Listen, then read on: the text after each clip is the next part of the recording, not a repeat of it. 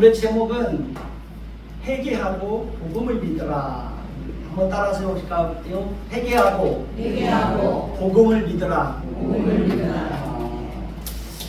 예수님께서 광야에서 사단에게 시험을 받으시고 승리하신 이후에 갈릴리에 오셔서 첫 번째 전했던 말씀이 무엇일까요? 그것은 바로 때가 찼고 하나님의 나라가 가까이 왔으니 회개하고 복음을 믿으라. 여러분, 하나님의 나라가 뭔지 아십니까? 하나님의 나라는 하나님이 다스리는 나라입니다. 그러면 그 나라의 왕은 누구일까요? 그 나라의 왕은 당연히 하나님입니다. 그 나라의 백성은 누구일까요? 우리들입니다. 우리가 하나님 나라의 백성입니다. 하나님은 자기 백성들을 어떻게 다스릴까요? 말씀으로 자기 백성들을 다스립니다. 그렇기 때문에 우리는 당연히 하나님의 말씀에 순종하는 것을 통해서 우리의 왕이 되시는 누구의 다스림을 받아야 됩니까? 하나님의 다스림을 받아야 하는 것입니다. 그것이 하나님 백성들이 마땅히 취해야 될 태도라는 것입니다. 그렇다면 우리가 하나님 나라에 속한 하나님의 백성이 되기 위해서는 어떻게 해야 할까요? 첫째는 회개해야 된다고 말합니다. 오늘 말씀에 보면 때가 찼고 하나님 나라가 가까웠으니 회개하라고 말합니다. 우리가 운전을 하다가 길을 잘못 들어섰다면 어떻게 해야 됩니까? 유턴을 해야 됩니다. 그래서 다시 돌아와야 됩니다. 회개란 바로 그런 것입니다. 그러니까 회개란 삶의 방향을 돌이키는 겁니다. 그것이 바로 회개라는 것입니다. 그러니까 불신앙의 자리에서 누구에게로? 하나님께로 돌아오는 것입니다. 그것이 회개입니다. 그러니까 불순종의 자리에서 순종의 자리로 돌아오는 것입니다. 그러니까 하나님을 떠나서 살던 자리에서 하나님을 성실하게 예배하는 자리로 돌아오는 것입니다. 돈을 최고의 가치로 여기고 살던 자리에서 하나님을 예배하고 하나님의 말씀에 순종하는 것을 최고의 가치로 여기는 자리로 돌아오는 것입니다. 먹고 마시고 세상의 쾌락을 쫓아서 살아가던 삶의 자리에서 새로운 삶의 자리로 돌아오는 것입니다. 그러니까 자기밖에 모르는 이기적인 삶의 자리에서 이제는 나누고 베푸는 삶의 자리로 돌아오는 것입니다. 그러니까 자신이 행하던 잘못된 자리에서 구체적으로 돌이키는 겁니다. 그것이 바로 뭡니까? 그것이 회개입니다. 회개. 그런데 간혹 보면 또다시 옛 생활로 돌아가서 잘못된 습관을 반복하는 사람들이 있어요, 없어요? 많이 있습니다. 성경은 그것에 대해서 어떻게 표현하는지 아십니까? 개가 그 토한 것을 도로 먹는 것과 같다라고 말합니다. 그러니까 옛 생활로 다시 돌아가서 옛 습관을 반복하는 것, 그것을 개가 토한 것을 도로 먹는 것과 같다는 거예요. 그러니까 그 자리로 돌아가면 안 된다는 거죠. 그럼 부끄러운 거라는 거죠. 여러분, 회개는 길고도 먼 싸움입니다. 그러니까 회개는 단 한 번의 사건으로 끝나는 것이 아닙니다. 인간의 마음속에는 뭐가 있다고 그랬죠? 타락한 본성이 있다고 그랬습니다. 그 타락한 본성이 있어서 인간은 끝없이 옛 생활로 돌아가려고 하는 그런 강력한 성향이 우리 마음속에 있습니다. 고무줄을 당기면 고무줄은 다시 제자리로 돌아가려고 하는 그 힘이 있잖아요. 우리 인간의 마음속에도 그런 본성이 있는 겁니다. 그러니까 너무나 그 성향이 강해서 인간은 끝없이 그 강력한 성향이 우리를 옛생활로 자꾸 돌아가도록 끌어가는 겁니다. 그렇기 때문에 우리가 잘 해보려고 하는데 잘 돼야 안 돼요? 잘 안 됩니다. 마음으로 내가 다시는 이렇게 살지 말아야라고 생각하고 마음으로 굳게 결심을 하는데 그 결심이 오래 가지가 않습니다. 그러니까 결심하는 것이 쉽게 무너지는 것을 우리는 수없이 반복해서 경험하는 것입니다. 술 취하고 살던 사람들이 내가 다시는 술을 먹지 않아야 되겠다라고 생각했는데 어느 날 보면 또 술을 먹습니다. 담배도 그런 것 같아요. 담배도 참 무서운 것 같아요. 담배도. 내가 이제 내 건강을 위해서 담배를 피지 말아야지 라고 생각하는데 어느 한동안에는 담배를 안 피고 있는데 어느 순간에 보면 내 입에 또 담배가 물려져 있어요. 이게 우리 안에 그런 성향이 있기 때문에 그러는 겁니다. 우리는 끝없이 옛생활로 돌아가려고 하는 그런 성향이 있어요. 그래서 옛생활을 버린다는 게 그래서 참 어려운 겁니다. 그래서 자주 넘어지고 자주 실패하는 거예요. 그것이 우리의 모두 모습입니다. 저도 마찬가지입니다.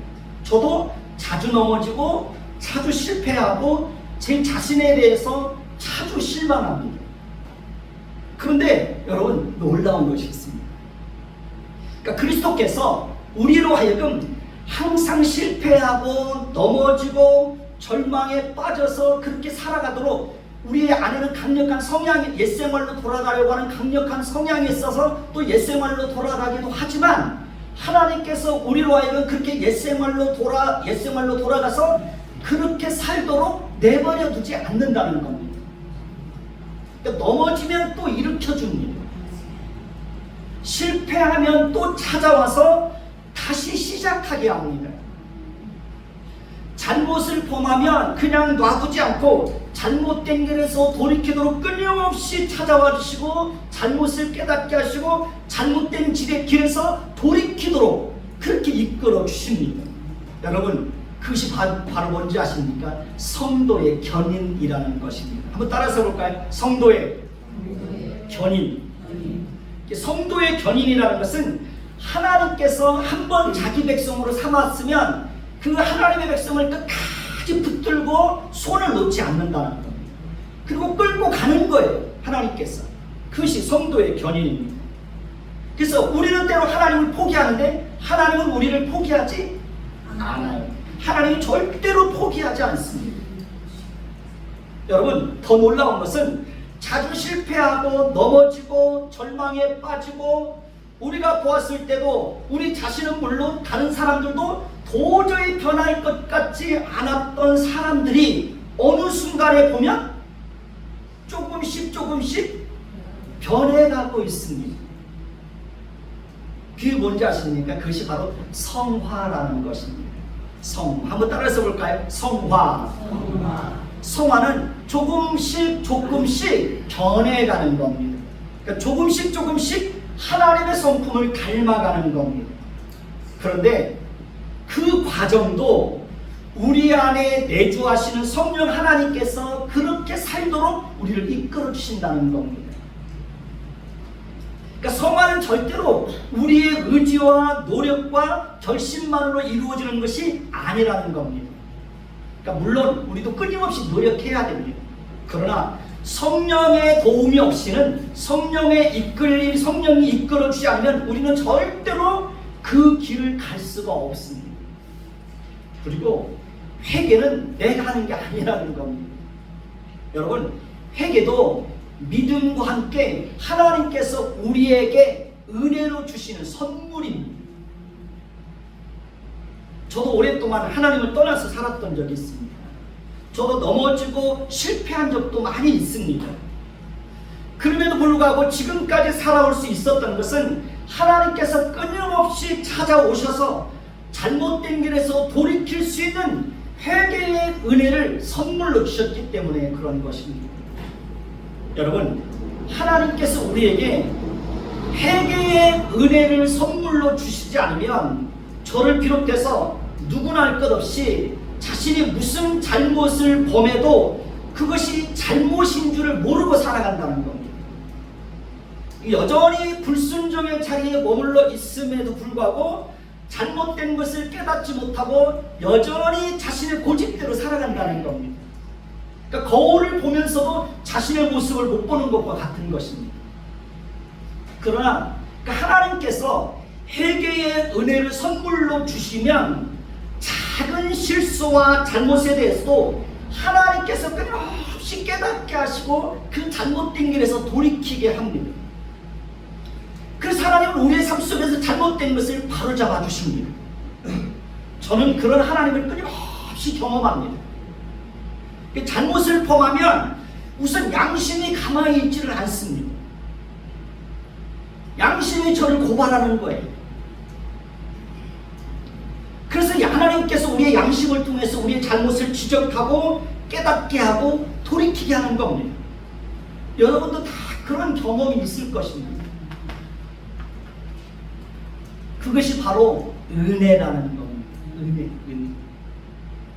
그러니까 잘못되었음에도 불구하고 하나님께서 내버려 두는 것은 절대로 복이 아닙니다. 잘못된 길을 가고 있음에도 불구하고 하나님께서 간섭하지 않고 내버려 두는 것은 절대로 복이 아닙니다. 하나님께서 채찍과 징계를 내려서라도 잘못된 길에서 돌이키게 하는 것이 있다면 그것이 바로 뭘까요?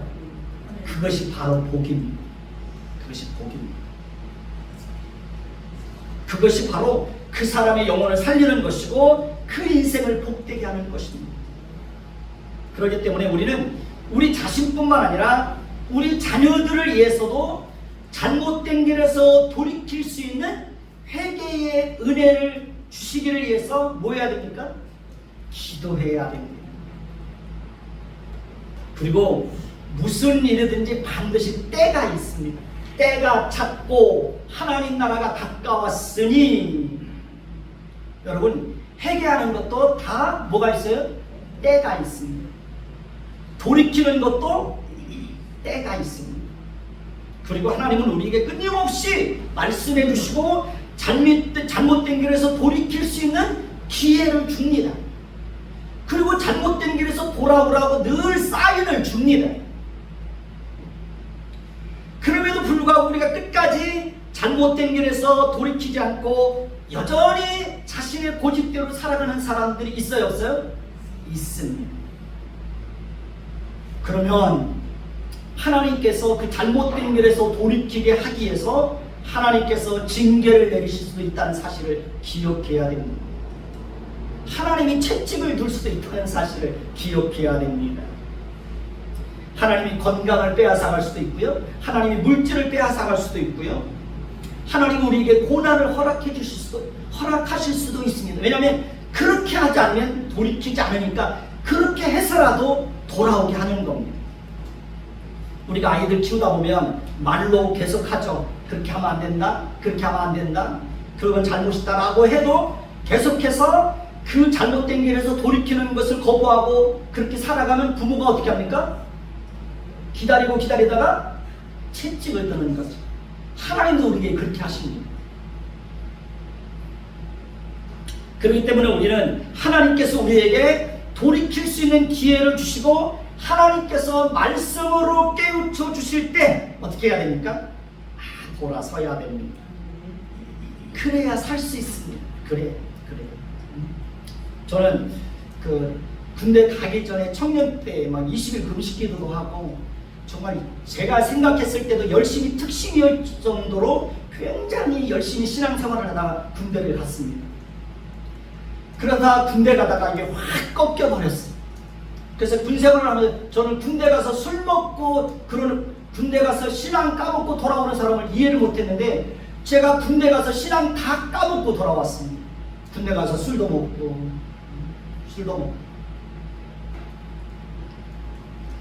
그러다 보니까 지금 친구들하고 저녁에 모여서 술 먹고 집에 돌아오다가 제 스스로 하나님 앞에 그런 얘기, 하나님 제가 이렇게 방황하는데도 왜 내버려 두십니까?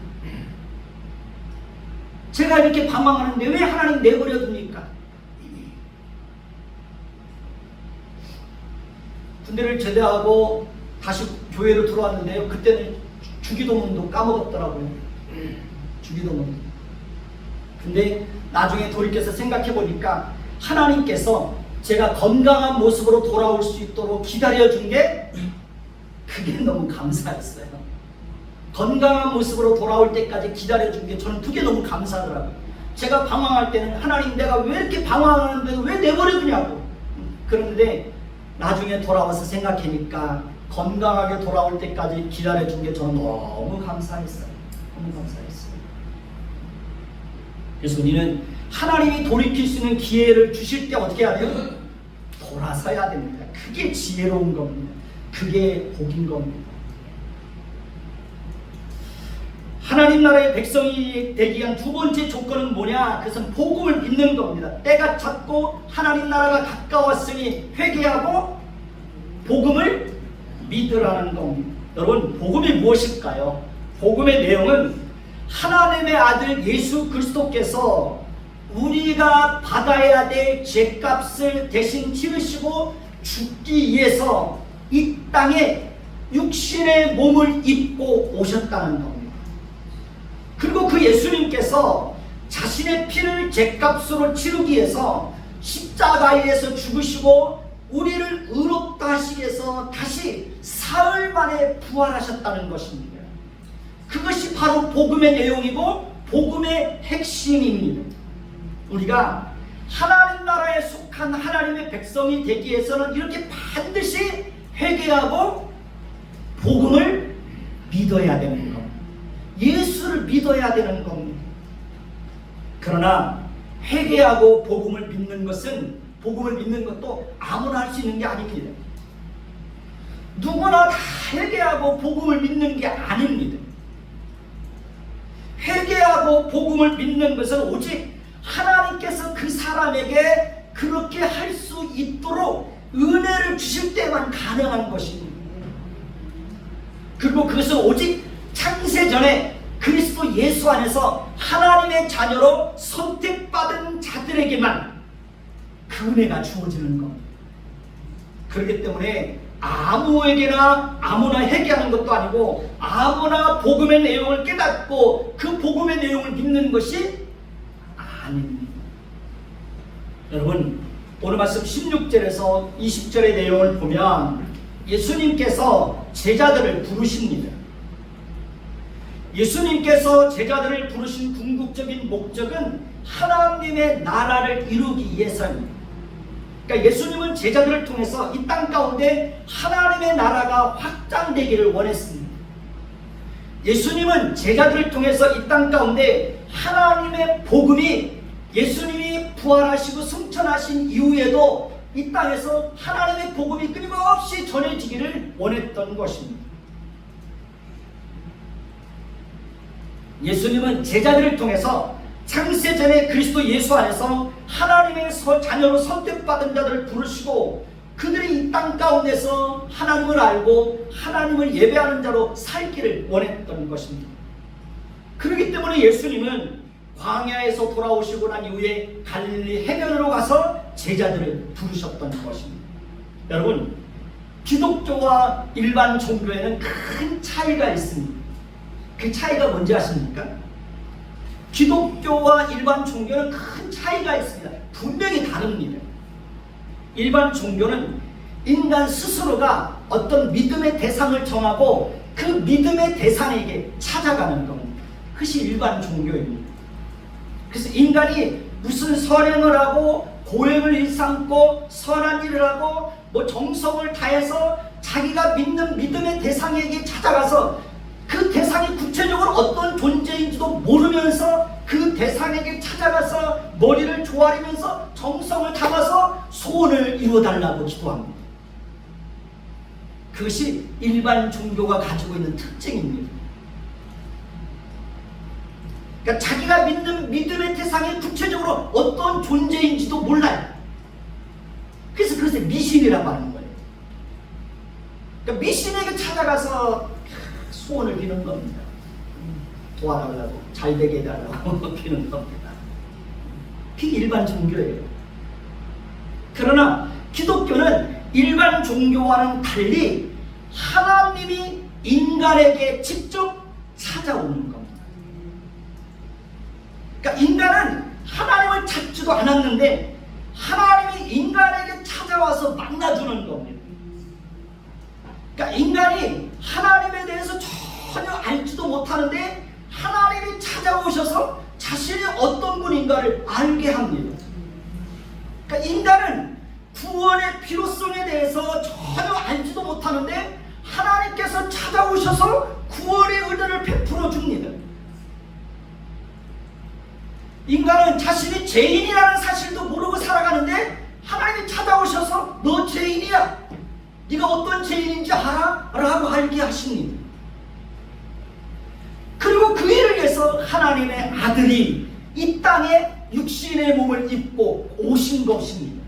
그러니까 신이 오셔서 가르쳐주는 거예요. 이게 기독교의 특징입니다.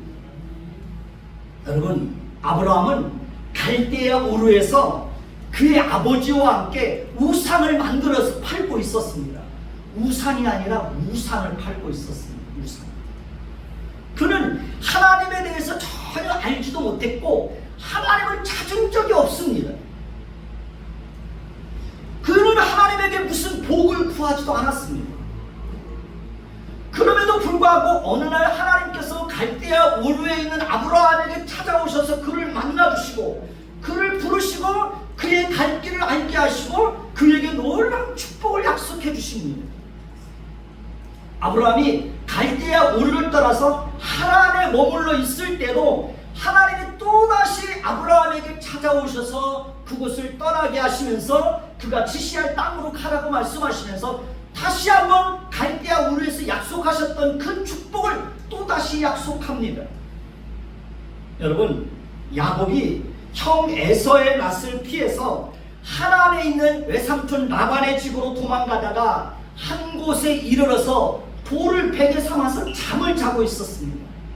그때도 하나님께서 일방적으로 야곱에게 찾아와서 그를 만나주시고 그에게 놀라운 약속을 합니다. 네가 어디로 가든지 내가 너와 함께 할 것이며 내가 돌아올 때까지 내가 너를 떠나지도 않고 버리지도 않겠다. 내가 너에게 약속한 것을 다 이루어 주겠다 라고 하십니다. 그 이후에도 하나님은 야곱의 생애 속에 끊임없이 찾아와 주시고 그를 만나 주시고 그의 길을 인도해 주시는 것을 볼 수 있습니다.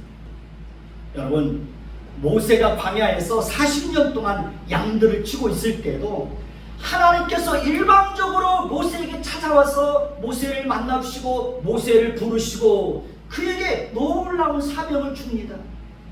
그 이후에도 하나님은 끊임없이 모세에게 찾아와서 모세를 만나 주십니다. 우리가 하나님의 백성이 되고 하나님의 자녀가 되고 오늘도 하나님을 예배하는 사람들이 된 것도 하나님께서 일방적으로 우리에게 찾아와 주시고 우리에게 회개의 은혜와 복음을 믿는 믿음을 선물로 주셨기 때문에 오늘 우리가 이 자리에 나와서 하나님이 어떤 분인가를 알고 그 하나님을 찬양하고 그 하나님을 예배하고 있는 것입니다. 여러분, 이것이 바로 기독교의 특징입니다. 오늘 말씀에도 예수님께서 일방적으로 찾아와 주시고 그들을 만나 주시고 그들을 부르셨습니다.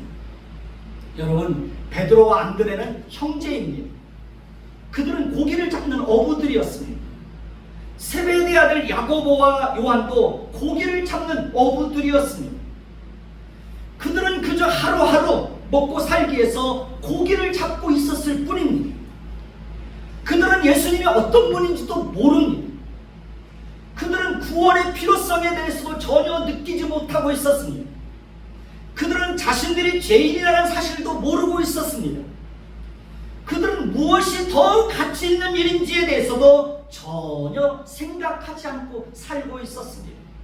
그런데 예수님께서 어느 날 일방적으로 갈릴리 바닷가에 있는 그들에게 찾아와 주시고 그들을 만나주시고 그들을 부르시고 그들을 통해서 놀라운 일들을 하게 하시겠다고 말씀하고 있습니다.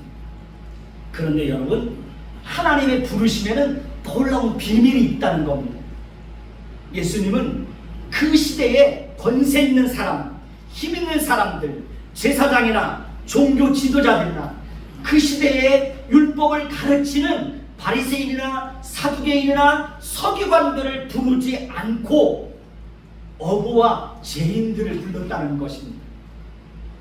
지식도 없고 아무것도 자랑할 수 없는 사람들을 불러서 그들과 3년 동안 함께 하시고 그들에게 하나님 나라의 복음을 가르치시고 그들에게 하나님 나라의 복음을 전하는 일을 그들에게 맡겼다는 겁니다. 여러분, 오늘날에도 하나님의 부르심을 보면 놀라운 사실들을 발견할 수 있습니다. 하나님의 부르심을 보면 육체를 따라서 지혜로운 사람이 많지 않습니다. 능한 자가 많지 않습니다. 문벌 좋은 자가 많지 않습니다. 오히려 미련한 사람들이 더 많습니다. 약한 사람들이 많이 있습니다. 세상에 천한 사람들이 더 많습니다. 멸시받는 사람들이 많습니다. 가난한 사람들이 많습니다. 저 역시도 아무것도 자랑할 것이 없는 사람입니다. 저 역시도 제 스스로가 생각할 때 늘 하나님 앞에 미련하고 약함을 고백합니다. 제 스스로가 하나님 앞에 어리석은 사람임을 고백합니다. 그런데 하나님께서 저 같은 사람에게 찾아와 주시고 저를 만나 주시고 저를 불러서 하나님의 말씀을 전하는 자로 세워 주신 것입니다. 여러분, 하나님께서 그렇게 하시는 이유가 있습니다. 첫째는 세상에서 지혜 있고 지식 있고 강한 사람들을 부끄럽게 하시기 위해서입니다. 둘째는 아무 육체라도 자랑할 것이 없게 하시기 위해서입니다. 그렇습니다. 우리가 하나님의 택하심을 받고 하나님의 부름을 받아서 하나님의 자녀가 된 것은 우리에게 뭔가 잘남이 있어서가 아닙니다. 전적으로 하나님의 은혜입니다. 하나님의 은혜로 부름을 받았고 하나님의 은혜로 하나님의 자녀가 됐고 하나님의 은혜로 오늘도 하나님을 아버지가 부를 수 있게 된 것입니다. 이보다 더 큰 은혜가 무엇이 있을까요? 예수님께서는 고기를 잡고 있는 어부들에게 찾아가시고 그들에게 놀라운 말씀을 하십니다. 나를 따라오라. 내가 너희로 사람을 낚는 어부가 되게 하시겠다. 여러분, 베드로와 안드레 그리고 세베대의 아들 야고보와 요한은 지금까지 그들의 인생의 주인은 그들 자신이었습니다. 지금까지 그들은 자신들의 인생에 대한 주도권을 자신들이 가지고 자신들의 인생을 자신이 마음대로 그렇게 끌고 간 겁니다. 자신들의 힘으로 스스로의 힘으로 하루하루를 계획하고 하루하루를 그렇게 살아왔습니다. 그리고 그들에게는 특별한 목적도 특별한 꿈도 없었습니다. 그저 하루하루 바닷가에 나가서 고기를 잡아서 하루하루 생계를 이어갈 뿐이었습니다. 이쯤에서 제가 여러분들에게 몇 가지 질문을 한번 던져볼까요? 여러분의 인생의 주인은 누구입니까? 여러분의 인생의 주인은 누구입니까? 그리스도인과 비그리스도인의 차이가 뭔지 아십니까? 그리스도인은 인생의 주인이 내가 아니고 하나님이심을 인정하고 고백하는 거예요. 비그리스도인은 인생의 주인이 하나님이 아니라 자기가 자기 인생의 주인입니다. 그것이 비그리스도인과 그리스도인의 큰 차이입니다. 여러분의 인생의 주인은 누구입니까? 하나님이십니까? 여러분은 그리스도인입니다. 여러분의 인생에 대한 주도권은 누구에게 있습니까? 여러분의 인생에 대한 주도권은 누구에게 있습니까? 이렇게 당대표 선거를 한다든지 그럴 때 토론회를 보면, 토론하는 거 보면 주도권 토론이 있잖아요. 어느 한 사람이 주도권을 가지고 그 토론을 이끌어 가는 겁니다. 상대방이 자꾸 말을 하면 나에게 지금 주도권이 있다고. 주도권이 있다. 여러분의 인생에 대한 주도권은 누가 가지고 있습니까? 여러분 자신입니까? 하나님입니까? 하나님입니다. 여러분은 무엇을 위해서 살고 있습니까? 여러분의 삶의 진정한 목적은 무엇입니까? 여러분은 제가 여러분들에게 던진 질문에 대해서 뭐라고 대답을 하시겠습니까? 우리가 회개하고 예수를 믿으면 우리 인생 가운데 큰 변화가 일어납니다. 첫째는 우리 인생의 주인이 내가 아니라 하나님이 내 인생의 주인이 되는 겁니다. 두 번째는 우리 인생에 대한 주도권을 내가 가지고 있는 것이 아니라 내 인생의 주도권을 누가 가지는 겁니까? 하나님이 내 인생에 대한 주도권을 갖는 겁니다. 그러니까 하나님께서 내 인생에 대한 주도권을 가지시고 하나님께서 내 인생 속에 끊임없이 간섭하시고 하나님이 원하고 목적하신 길로 내 인생을 끊임없이 이끌어가는 겁니다. 하나님이 주도권을 가지고 그렇게 하는 겁니다. 하나님은 지금까지 저와 여러분들의 인생 가운데서 그렇게 일해 오셨을 것입니다. 그러지 않습니까? 여러분들의 인생을 지금까지 누가 이끌어 오십니까? 누가 오셨습니까? 하나님이 이끌어 오셨을 것입니다. 저도 마찬가지입니다. 제 인생의 주도권을 제가 살아온 것 같은데 제 인생에 대한 주도권이 저에게 있는 것이 아니라 하나님에게 있었고 하나님이 제 인생을 하나님이 원하는 방향으로 지금까지 끊임없이 끌고 온 겁니다. 그리고 여기 서 있는 겁니다. 우리는 우리가 원하고 계획해서 이 자리에 나와 있는 게 아닙니다. 하나님께서 우리 인생에 대한 주도권을 가지고 지금까지 이 자리까지 끌고 온 겁니다. 그래서 우리가 이 자리에 있는 겁니다. 여러분, 우리가 우리 인생에 대해서 절망하고 낙심하지 않을 이유가 뭔지 아십니까? 내 인생의 주인이 내가 아니고 하나님이고 내 인생에 대한 주도권이 나에게 있는 것이 아니라 누구에게 있어요? 하나님에게 있습니다. 하나님이 우리 인생의 주도권을 가지고 하나님이 우리 인생을 하나님이 그렇게 다 이끌어갈 거예요. 그 길은 악한 길이 아니에요. 선하고 복된 길로 하나님 우리 인생을 다 그렇게 끌어갈 거예요. 그 다음에 세 번째는 하나님께서 우리 인생을 정말 가치 있게 만들어 주신다는 겁니다. 여러분, 예수님의 부르심에 임했을 때 베드로와 안드레와 야고보와 요한은 곧바로 그물을 버려두고 예수님을 따르는 것을 봅니다.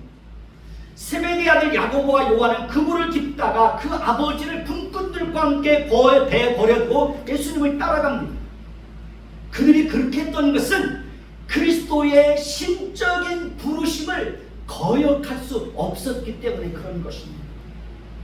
그러니까 하나님의 강력한 부르심이 임하면 이렇게 아무도 하나님의 부르심을 거역할 수 없는 것입니다. 하나님의 강력한 부르심이 누구에게든지 임하면 자신이 지금까지 생명처럼 여기고 가치 있게 여겼던 것들을 버리고 인생의 방향을 완전히 돌려서 하나님의 부르심에 응하게 되는 것입니다. 우리는 이것을 하나님의 특별한 부르심, 또 신적인 부르심이라고 부르는 것입니다. 하나님의 신적인 부르심이 임하게 되면 아무도 그 부르심을 거역할 수 없기 때문에 불가항력적 은총이라고 부르는 겁니다. 하나님의 부르심이 임하면 거역할 수가 없는 것입니다. 왜? 너무 강해서. 너무 강해서. 저와 여러분들이 지금 이 자리에 나와서 하나님을 예배하고 하나님의 자녀가 된 것도 하나님의 부르심이 있었기 때문에 가능한 것입니다. 하나님, 우리는 처음부터 이 자리에 자원해서 나와 있는 것이 아닙니다. 하나님의 강력한 부르심을 거역할 수 없었기 때문에 하나님의 손에 이끌려서 이 자리에 나와 있는 것입니다. 그런데 지금은 어느 순간에 보면 교회 나오는 것이 즐겁고 교회 나오는 것이 행복하고 그게 너무나 즐거워서 하나님께 나오는 거죠. 우리가 그렇게 된 것은 하나님께서 우리를 늘 이끌어 주셨기 때문에 그런 것입니다. 여러분, 하나님께서 사울을 부르셨을 때 어떤 일이 있었는지 아십니까? 그는 하나님께서 그에게 비추는 강력한 빛 때문에 눈은 떴으나 아무것도 볼 수 없어서 사람의 손에 끌려서 다메섹으로 돌아갑니다. 그리고 하나님께서 아나니아라는 사람을 보내서 사울에게 안수하여 다시 보게 합니다. 하나님의 강력한 부르심이 그에게 임했을 때 사울은 땅에 엎드려져 있었고 앞을 볼 수 없었고 사람의 손에 끌려서 다메섹으로 돌아갑니다. 사울은 그렇게 하나님의 강력한 부르심이 그에게 임했을 때 그는 그의 부르심을 거역할 수 없었고 누군가에 의해서 끌려가야 하는 것을 봅니다. 여러분, 제일 큰 복이 무엇인지 아십니까? 하나님께서 우리에게 찾아오셔서 우리를 만나주시고 우리를 불러주시고 하나님의 자녀 삼아주시고 평생 하나님을 예배하며 살게 하는 것입니다. 그것이 제일 큰 복입니다. 하나님의 거역할 수 없는 부르심이 우리에게 임해서 그 거역할 수 없는 부르심 때문에 하나님의 손에 이끌려서 하나님 앞에 나와서 하나님을 예배하는 것, 그것이 제일 큰 복입니다. 하나님을 인격적으로 만나면 인생이 완전히 달라집니다. 하나님을 인격적으로 만나면 가치관에 큰 변화가 일어납니다. 하나님을 인격적으로 만나면 삶에 놀라운 변화가 일어납니다. 하나님을 인격적으로 만나면 인생의 방향과 목적이 완전히 달라집니다. 하나님을 인격적으로 만나면 삶의 우선순위에 큰 변화가 일어납니다. 저는 여러분에게 그런 은혜가 임하기를 진심으로 기도하고 있습니다. 여러분, 하나님을 만나는 것이 제일 큰 복입니다. 오늘 아침에 그 교회 오기 전에 밥 먹으면서 그 새롭게 하소서에 나와서 그 간증하시는 분을 들었습니다. 그분은 꿈이 마피아가 되는 거였대요. 꿈이 마피아. 근데 고등학교 때 하나님을 만난 거예요. 그래서 그의 인생이 완전히 방향이 달라진 거예요. 지금은 복음을 전하는 목사님이 되셨다는 거죠. 등치도 좋더라고요. 하나님을 인격적으로 만나면 그렇게 그의 인생에 놀라운 변화가 일어나는 거예요. 하나님은 고기를 잡는 어부들에게 찾아오시고 그들에게 놀라운 말씀을 하세요. 나를 따라오라. 내가 너희로 사람을 낳는 어부가 되게 하겠다.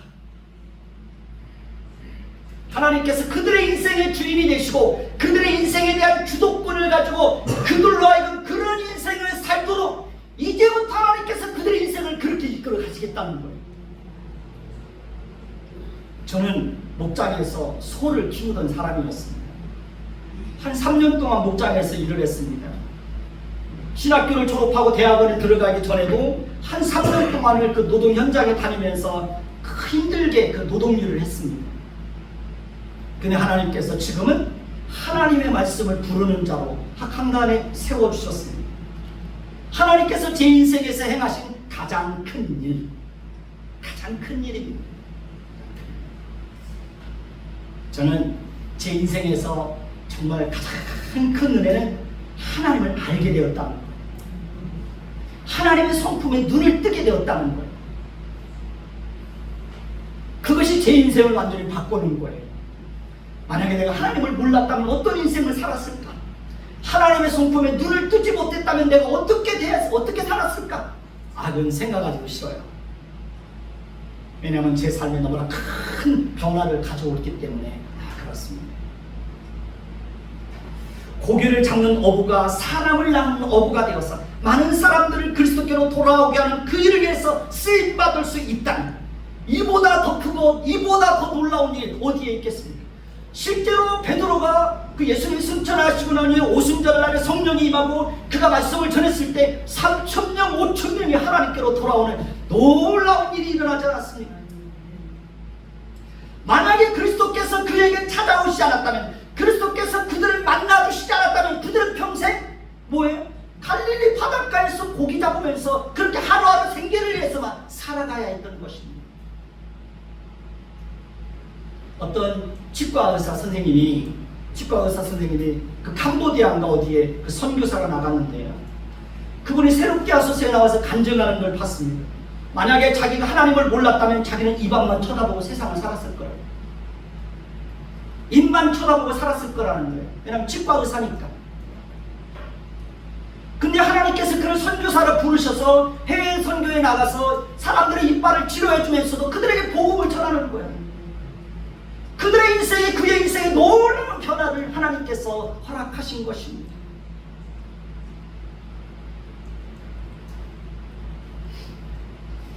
하나님께서 그들의 세계 속에서 그들의 인생의 주인이 되오고, 그들의 인생에서 하나님께서 그들의 인생의 주도권을 가지시고, 하나님께서 그들의 인생을 가치 있는 일을 할 수 있도록 열심을 가지고 그 일을 이루어 주시겠다고 하나님께서 제자들에게 찾아와서 약속해 주신 것입니다.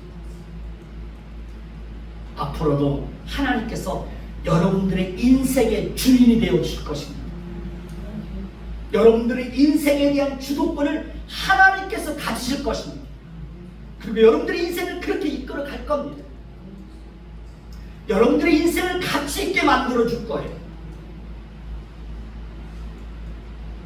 저도 우리 자녀들을 위해서 기도할 때, 하나님, 우리 자녀들의 인생에 하나님이 주인이 되어 주세요. 하나님이 우리 자녀들의 인생에 대한 주도권을 하나님이 가져주세요. 가치 있는 인생을 살 수 있도록 하나님 인도해 주세요. 이제 들은 말씀을 기억하면서 함께 기도하십시다. 하나님